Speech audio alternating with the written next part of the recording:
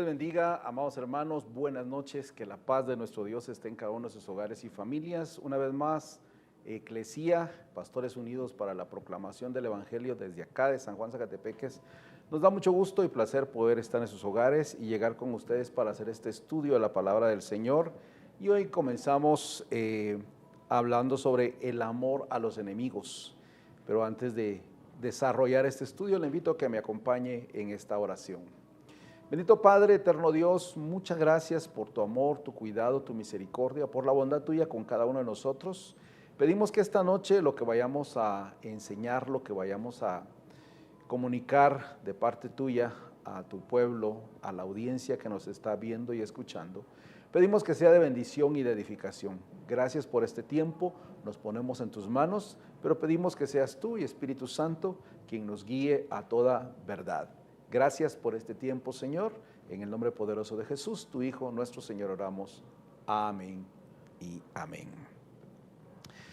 Como les decía hace un momento, hoy empezamos a hablar sobre amor a los enemigos. Les recuerdo que estamos estudiando el Sermón del Monte y comenzamos en el capítulo 5 del Evangelio según San Mateo. Y hoy vamos a comenzar a estudiar los versos 43 al 47. Y el título principal es en esta sección, Amor a los enemigos. Déjeme leerle lo que dice la palabra del Señor en estos versículos y dice: hemos oído que se dijo, dice el Señor Jesús, amarás a tu prójimo y odiarás a tu enemigo. Pero yo os digo, amad a vuestros enemigos, bendecid a los que os maldicen, haced bien a los que os odian y orad por los que os ultrajan y los persiguen, para que seáis hijos de vuestro Padre que está en los cielos. Porque Él hace sentir su sol sobre malos y buenos, y llover sobre justos e injustos. Porque si amáis a los que os aman, ¿qué recompensa tenéis? ¿No hacen también lo mismo los recaudadores de impuestos? Y si saludáis solamente a vuestro hermano, ¿qué hacéis más que otros? ¿No hacen también lo mismo los gentiles? Entonces, hablemos al inicio sobre el amor al prójimo. Esta sección es como la última antítesis que Jesús nos propone o nos hace pensar. Esa manera de tener como dos pensamientos encontrados. Jesús llega a lo que es a todas luces el clímax, la culminación de su enseñanza ética, y es el amor al prójimo, incluso cuando este prójimo sea o pueda ser nuestro enemigo. El amor es el principio básico que subyace en todas las antítesis anteriores. Siempre está el amor como algo, como un referente principal.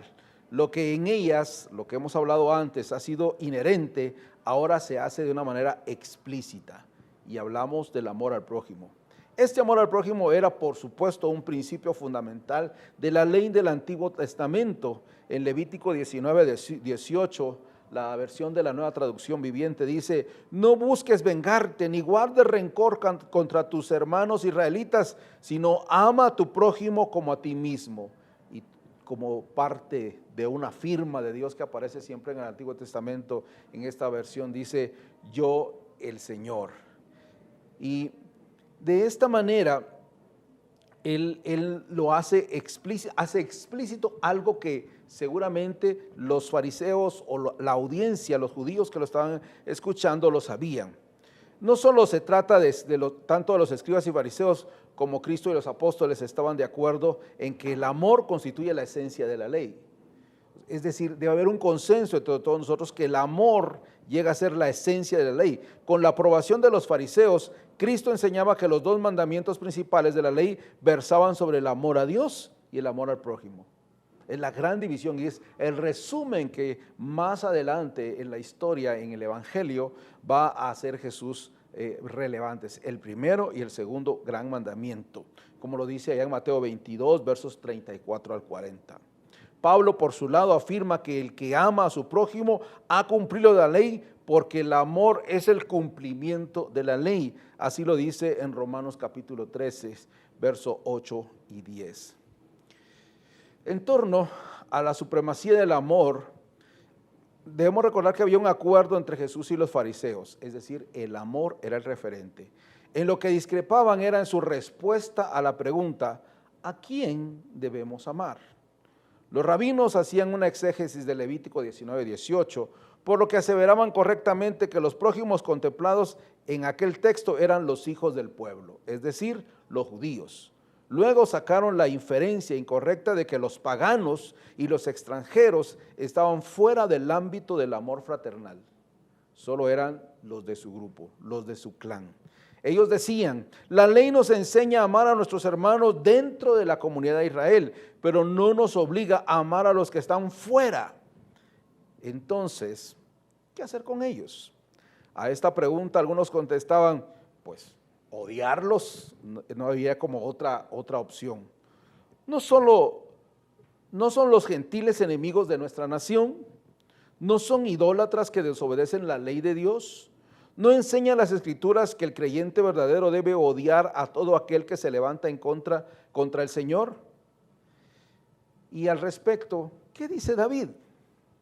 Dice en el Salmo 139, no odio a los que te aborrecen, Señor, y no me repugnan los que se levantan contra ti. Los aborrezco con el más profundo odio, se han convertido en mis enemigos. Eso lo menciona el Salmo 139, versos 21 y 22. De esa aseveración, los fariseos sacaron la conclusión de que debían amar a sus hermanos y aborrecer a sus enemigos. Las palabras citadas por Jesús, amarás a tu prójimo y odiarás a tu enemigo, corresponden sin duda a una formulación popular de esta conclusión y tiene dos implicaciones que son muy nefastas. Una es que todos los gentiles deben ser percibidos como enemigos. Y dos, que la actitud correcta que deben mostrar hacia el enemigo es el odio. Y eso no es lo que la palabra de Dios ha enseñado. Y vale la pena reflexionar acá cómo hoy en estos días, en este año 2023, estamos viviendo en una cultura de odio. Es triste, por ejemplo, acaban de pasar los resultados electorales y el atleta Eric Barrondo tuvo un incidente en una competencia y lo primero que sacaron, incluso los dueños de una página de noticias y le usaron la palabra el arrastrado de Barrondo, de nombre de este atleta. Y entonces mostrando odio sencillamente porque él en algún momento apoyó una candidata a la presidencia.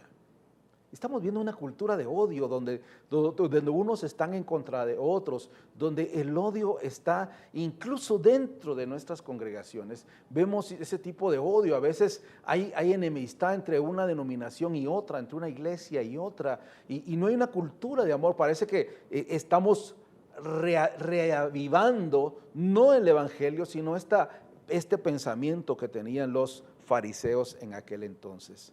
Ellos sacaron la conclusión de que debían amar a sus enemigos y a sus hermanos, debían amar a sus hermanos y aborrecer a sus enemigos. Eso es algo triste. Sin embargo, el hecho que el prójimo de Levítico 19 se refiere primeramente al judío, no quería decir que los gentiles debían ser tratados como enemigos. Y en todo caso, las Escrituras nunca mandaron odiar al enemigo. Hablan primariamente de ayudar. Pero no hablan las Escrituras de odiar al enemigo. Al contrario, los judíos tendrían que saber que no era así, porque la propia ley exigía amor al extranjero. Dice allá en Deuteronomio 10, 17 al 19, un resumen de esta escritura, dice, el Señor vuestro Dios no hace acepción de personas, sino que muestra su amor al extranjero, dándole pan y vestido. Mostrad pues amor al extranjero, porque vosotros fuiste extranjeros en la tierra de Egipto. Y así, de una manera automática, la ley debería de haber sido suficiente para saber que no es mandato de Dios odiar, y lo dice claramente. Ellos tenían también, aparte de eso, el testimonio y el ejemplo de Dios mismo, quien mostraba amor y generosidad a los gentiles, enviándole las bendiciones de la providencia. Por eso habla de que el sol nace sobre buenos y malos, que la lluvia cae sobre buenos y malos. Él hace uso de esa referencia de la providencia de Dios. Pero con la adición de la frase, y odiarás a tu enemigo, el énfasis del texto original queda totalmente tergiversado. Levítico 19:18 dice: no te vengarás ni guardarás rencor a los hijos de tu pueblo, sino amarás a tu prójimo como a ti mismo, yo Jehová. Este mensaje enfatizaba el amor en oposición a la venganza. Supervisión, en el resumen popular establecía un agudo contraste entre prójimo y enemigo, como si el propósito del mandamiento hubiera sido que el que tuviera amor por aquellos y odio por estos. En vez de intentar entender lo que significaba amar como a ti mismo y practicarlo, los judíos se dedicaban a debatir quién es mi prójimo. ¿Solo los hebreos de sangre o también los prosélitos? ¿Solo los prosélitos formales, o es decir, los circuncidados, o también los temerosos de Dios? ¿Todos los judíos o solo los que guardaban la ley? ¿Los que guardaban la ley o los que acataban cierta escuela de interpretación de la ley? La triste realidad era que el mandamiento debía haber fomentado el amor. Este mandamiento, que debía fomentar el amor, terminaba promoviendo actitudes de separación, de segregación, a causa de su mala interpretación, incluso de odio. Se creaba entonces un muro entre judíos y gentiles, entre los cuales los judíos piadosos, estaban los judíos piadosos, los escribas y fariseos, los judíos malos, los colaboracionistas, los publicanos y pecadores, entre los que debían ser amados y los que debían ser odiados. Aparentemente la ley estaba fomentando el odio, y eso nunca ha sido el propósito de Dios. Nunca ha sido. Nosotros mismos en este siglo, ¿acaso no hemos leído que cuando estábamos sucios, llenos de pecado, Él mostró amor por nosotros? Cuando estábamos distantes, cuando ni siquiera pensábamos en Dios, cuando llegábamos a ser hasta enemigos de Dios, como el mismo caso de Pablo, enemigos de la iglesia, el Señor nos llamó de las tinieblas a su luz admirable. Eso mismo debemos reflejar nosotros a otros. Con el trasfondo de estas barreras y odios sociales, como debemos contemplar el carácter radical de la nueva enseñanza de Jesús. Es decir, esta manera de entender no el amor, sino el odio. Pareciera más que el mandamiento se inclinaba al odio y no se inclinaba al amor que debía haber entre cristianos. Era evidente que era necesaria esta enseñanza, y hoy en día, hermano amado, es importante. Hoy en día, cuando todo gira en torno al odio, a estar en contra unos contra otros, es una estrategia del enemigo. Deberíamos de entender que hay una estrategia para segregarnos, para dividirnos. Hay una estrategia para que no nos mantengamos unidos. Hay una estrategia para mantenernos excluidos y nosotros excluir a otros. Es un divisionismo increíble. Hoy, como cristianos evangélicos, debíamos fomentar una cultura de ese amor, de esa gracia de Dios, la que nos alcanzó a nosotros, lo que de gracia recibimos, que es el amor de Dios. De gracia debemos dar ese amor de Dios y reflejar a Cristo en nuestras vidas y el amor de Cristo hacia nuestro prójimo. ¿Y quién es nuestro prójimo? Todo aquel que esté cerca de nosotros, incluso si fuera nuestro enemigo.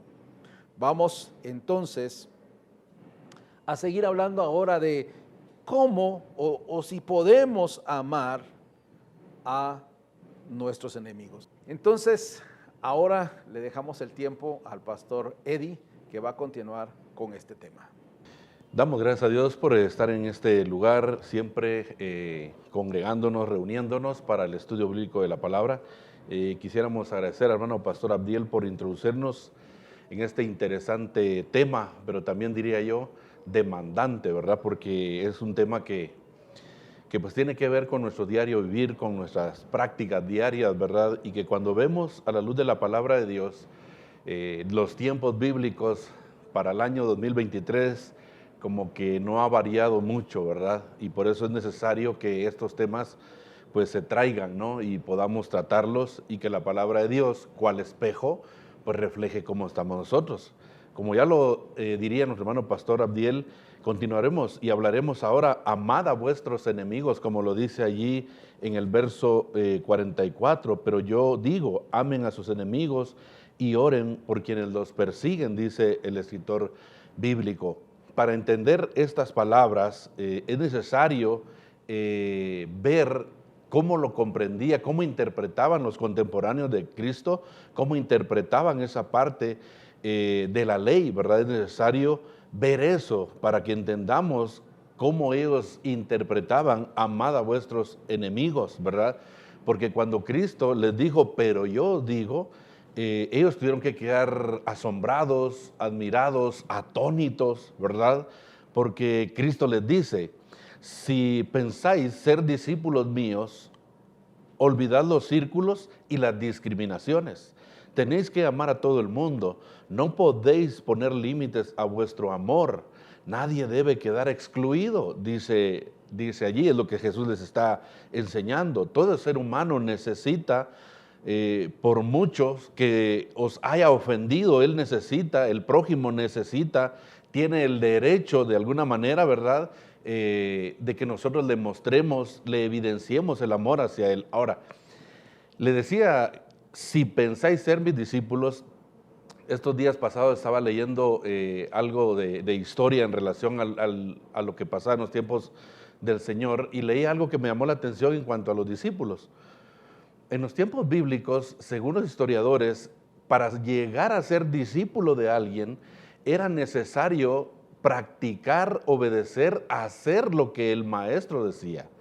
Eso quiere decir que para ser discípulo de Jesucristo era necesario no solo escucharle, sino también obedecer, practicar lo que él enseñaba. Y por eso es que el Señor les decía, si piensan ser mis discípulos o discípulos míos, deben olvidar círculos y discriminaciones, dice el Señor. Ahora bien, en este contexto, amar no se refiere al afecto personal que puede haber de una persona a otra, sino que quiere decir abrigar deseos benignos, deseos buenos, deseos de compasión para el bien de los demás. En el Antiguo Testamento, mis hermanos, decretaba el buen trato hacia el enemigo necesitado. Por ejemplo, en Éxodo capítulo 23, versículos 24 al 5, ahí la palabra del Señor dice, si encuentras extraviado el buey de tu enemigo o su asno, ciertamente se lo devolverás, dice allí. Si ves caído debajo de su carga el asno de uno que te aborrece, no se lo dejarás a él solo. Ciertamente le ayudarás a levantarlo.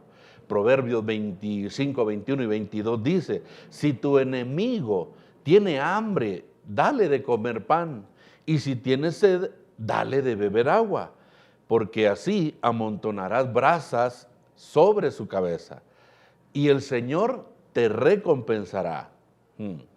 Esto me hace recordar también aquellas palabras del apóstol Pablo, ¿verdad? Cuando él dice, no paguéis mal por mal, sino que debemos vencer el mal haciendo el bien, ¿verdad? Es lo que viene hablando el Señor de amar a los enemigos. Pero lo que era un ejemplo aislado de ayuda del enemigo, Cristo lo eleva al rango de un mandamiento, de un principio universal. Eso es lo que hace el Señor. Aquello que era un ejemplo, ¿verdad?, de cómo debía ser el asunto hacia los enemigos, Cristo entonces ahora viene y lo pone no solo como un ejemplo de algo, sino viene y lo pone como un principio, como un mandamiento universal. El mandamiento, mis hermanos, de amar a los enemigos tiene ramificaciones tan extensas, es decir, ese tema es tan extenso, tan amplio, tan profundo, tan inmenso, tan radical, mis hermanos, que en realidad se trata de que cada vez, fíjese pues hermano, de que cada vez que surja en nosotros una reacción de antipatía, rivalidad, envidia, molestia, amargura, odio o cualquier otro sentimiento negativo contra otra persona, es necesario que repensemos o reajustemos nuestra vida interior. Es necesario hacerlo, hermano. No podemos, mis hermanos, pasar desapercibidos cuando vienen esa clase de sentimientos internos, obviamente, ¿verdad? No, es necesario repensar eso, es necesario ajustar lo que está pasando dentro de nosotros. Recordemos, mis hermanos, quiénes somos y a quién servimos. No neguemos a desear, debemos negarnos a desear el mal a otro y llevemos en oración delante del trono de la gracia. Fíjese pues, ¿qué es lo que deberíamos hacer cuando vienen esos sentimientos? Lejos de ponerles atención y llevarlos a la práctica, lo que nosotros deberíamos estar haciendo es llevar en oración, debemos negarnos a esos sentimientos y debemos llevar en oración ante la gracia de nuestro Señor Jesucristo a aquellos que a nosotros nos aborrecen. Cada vez que estamos a punto de hablar mal de otro, debemos moderar nuestra lengua, contenernos y considerar si lo que estamos a punto de decir es estrictamente necesario y plenamente justificado. Si no, debemos callarnos. Es decir, si lo que vamos a hablar no va a bendecir, no va a edificar, es necesario que mejor callemos. O mejor aún, pensar en algo positivo que decir de la otra persona. Que eso sería mucho mejor porque eso traería bendición para los demás. Pero aunque el tema es muy profundo, muy inmenso, Cristo añade algunas frases para que no nos quede la menor duda en cuanto a lo que Él quiere enseñarnos, quiere decirnos, mis hermanos. Y aquí es donde empieza Él y dice, bendecid a los que os maldicen. Ahí es donde empieza Él. Él no quiso dejar allí alguna laguna o algún caminito para que nosotros dijéramos, no, pero podemos ir por aquí. No, Él viene y pone límites, ¿verdad? Es decir, por aquí deben ir. Y lo primero que nos dice es, bendecid a los que os maldicen. Nuestra reacción natural, mis hermanos, es la de devolver mal por mal. Esa sería una reacción muy natural, devolver mal por mal. Si el otro nos insulta, deseamos contestarle con palabras aún más hirientes, hermanos. Si nos maldice, sentimos ganas de atraer sobre su cabeza maldiciones aún más fuertes, más terroríficas. Lejos de bajar el tono, nuestra tendencia es de subirlo, hermano. Ir contracorriente, saber controlar nuestra pasión y devolver bien por mal, solo es posible como consecuencia de una gran obra de gracia en el corazón de cada creyente, mis hermanos. No digamos pues, hermanos, que Cristo nos exige demasiado. ¡Ay, qué exagerado, qué exigente es el Señor! No. Él simplemente está pidiendo lo que Él mismo nos ha hecho capaces de hacer. Es decir, Él nos ha capacitado para que nosotros podamos amar a nuestros enemigos. Recuérdese que para ello tenemos al Espíritu Santo de Dios en nuestras vidas, porque Él también nos ayuda en ese diario vivir, que aunque tengamos ganas de pagar mal por mal, la palabra de Dios y su Espíritu Santo nos detienen, nos refrenan para que no lo hagamos. Y por eso es que decimos, no está siendo exagerado el Señor. Él está pidiendo algo de lo que Él ya nos capacitó. Así que entonces, quiero leerle esto. ¿Por qué decimos esto? Mire, puesto que Cristo nos ha capacitado y ha sabido capacitarnos, es porque Él mismo aprendió a vivir de esa manera. Vea, ¿no? Escuche. Cristo sufrió por vosotros dejándoos ejemplo. Cuando le ultrajaban, no respondió ultrajando. Cuando padecía, no amenazaba, sino que se encomendaba a aquel que juzga con justicia. Usted puede leer allí, en su casa, o en su teléfono, puede buscar 1 Pedro capítulo 2, 21 al 23, o Romanos 12, 14. Ahí usted puede darse cuenta por qué es que el Señor Jesús nos dice y nos enseña que debemos bendecir a los que nos maldicen. La maldición, mis hermanos, provoca reacciones de maldición en nosotros, pero debemos frenar estos impulsos, debemos frenarlos en cuanto se presenten y aprender de Cristo a contestar con palabras edificantes que reflejen nuestro deseo de bien por el otro. Quiero terminar leyéndole lo que dice ahí en Santiago capítulo 3, verso 11.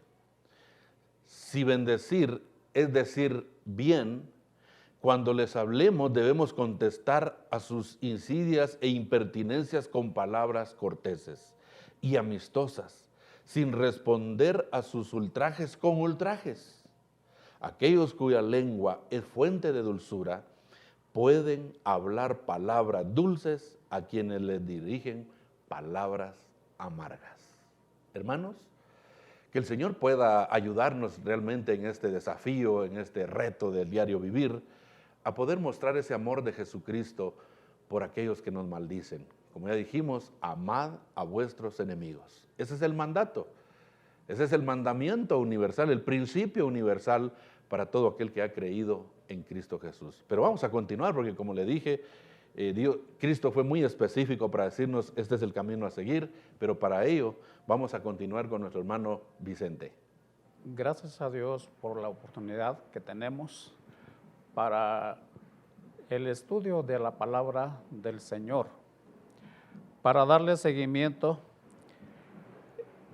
de la lectura de San Mateo 5, 43, 47 que leyó el hermano pastor Abdiel, que dice, amad a vuestros enemigos, lo cual enfatizó también el pastor Eddie. Y hay dos más. La segunda dice, haced bien a los que os odian. La actitud de ciertas personas pone de manifiesto que les caemos mal, incluso nos detestan. Puede ser a causa de nuestro testimonio cristiano o de nuestra rectitud. O puede ser sencillamente a causa de una mala reacción nuestra de entre nosotros. De todas maneras, no debemos ceder ante la tentación de responderles de la misma manera. Cristo nos exige que procuremos hacer bien a las personas, que respondamos con amabilidad a sus actitudes ariscas, que nuestro trato sea afable y generoso y que busquemos maneras concretas o modos de mostrarles amor. Romanos 12, 17, que en parte leyó Pastor Eddie, dice, nunca paguéis a nadie mal por mal, respetad lo bueno delante de todos los hombres, no seas vencido por el mal, sino vence con el bien el mal. La tercera ordenanza dice, orad por los que os ultrajan y os persiguen. Esto no es sino lo que el propio Cristo hizo en la cruz. San Lucas 23, 34, oró por los que le crucificaban, diciendo, Padre, perdónalos porque no saben lo que hacen. Nuevamente, Cristo no nos pide algo que Él mismo no haya estado dispuesto a hacer. Y lo que nos pide es realista. En ese mismo momento de la persecución y del ultraje, no seamos capaces de expresarles amor a nuestros enemigos en palabras o acciones, pero siempre deberíamos ser capaces de orar por ellos para que el Señor les abra los ojos y los salve. La pregunta es, ¿hemos asumido nosotros ese mandato del Señor? no nos refugiemos en excusas, en decir, sí, pero si el fulano me ha hecho daño y me lo está haciendo aún, yo le amaré, pero él debe arrepentirse y pedir perdón por lo que me ha hecho. No es mi enemigo, sino el enemigo de Dios y del Evangelio, y no puedo amarle sin ser desleal a mis hermanos. Hay alguien de quien no estás dispuesto a decir bien, sino que aprovechas cualquier ocasión para hablar mal de él. Hay alguien cuyo bien no estás dispuesto a buscar, sino que te alegrarías si las cosas le salieran mal. Hay alguien a quien podrías ayudar, pero que te niegas a hacerlo porque no te gusta. Hay alguien a favor del cual no estás dispuesto a orar. Confiesa tu pecado ante el Señor y es el momento de rectificarlo. Yo finalizo leyendo San Mateo capítulo 5 y el versículo 10 y 11 que dice: bienaventurados los que padecen persecución por causa de la justicia, porque de ellos es el reino de los cielos. Bienaventurados sois cuando por mi causa os vituperen y os persigan y digan toda clase de mal contra vosotros, mintiendo. Hermanos, gracias a Dios por el estudio de San Mateo capítulo 5 y estos versículos leídos en esta oportunidad. Les animo a que reflexionemos muy bien sobre estas cosas y vivamos lo que la palabra dice como nuestro estilo de vida, nuestra característica como cristianos. Finalizo orando al Señor. Ore conmigo y de esta manera vamos a ser partícipes de la enseñanza de la palabra de Dios. Señor, muchas gracias porque hemos tenido oportunidad de este estudio del Sermón del Monte, rogando nos ayudes a reflexionar y a rectificar, a vivir, Señor, nuestra vida conforme a tu palabra, conforme a tu voluntad. Muchas gracias por la enseñanza de hoy. Deseamos lo mejor de ti para todos nuestros hermanos oyentes de este canal. Oramos en el nombre de Jesús, nuestro Señor y Salvador. Amén. Gracias a Dios, hermanos, por tener su sintonía.